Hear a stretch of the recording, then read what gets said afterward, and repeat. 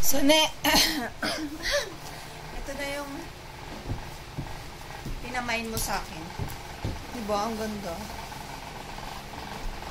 Tapos ito na lang. Ito dapat kaya lang parang feeling ko napaka-formal ko naman. Parang sobrang sexy ko. Ganun ng atake. Hindi pa nga napupunasan. Natampak na kasi ito.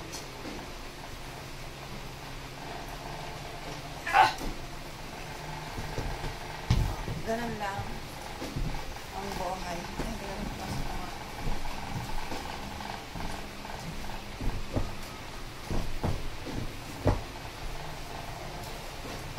Babati tayo dito para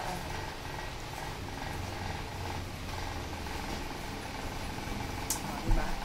Mas maganda ba to? Ito po ay Timberland. Ito naman ay Adidas.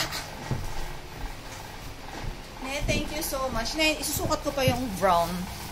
Tatry ko kung maganda sa akin yung brown. Wait lang. Okay na. Ito yung brown. Teka lang. Hahanapan ko pa siya ng ano. Kasi hindi siya bagay. Wait lang. So, ito yung brown na.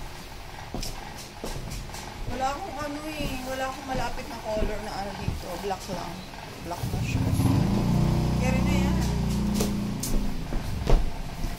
Kakulay naman niya yung ano ko. O, diba? Dress ang atake mo. Tapos sasakay ka ng motor. Pak! O, ganun lang. Ganun lang mag-outfit. Yun lang. Thank you, Ne. Ito yung isa. yung sabi ko tatanggalin ko dapat to. Pero tsaka yung short ko pang burikat. Masusuot ko na yung short ko na pang burikat. Ito bagay. Yung dodo ko. Wala na yung dodo. Nakailang. Marami pa akong sapatos sa baba pero nakababa ko muna. Pwede na lang. Ay! Diba?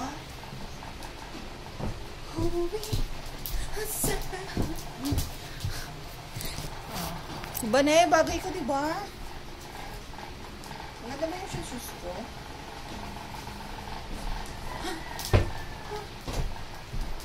Yun lang, bye.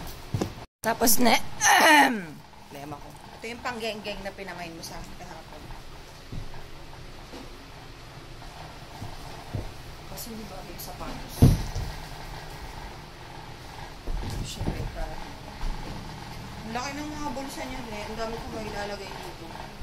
Parang ako lilipad.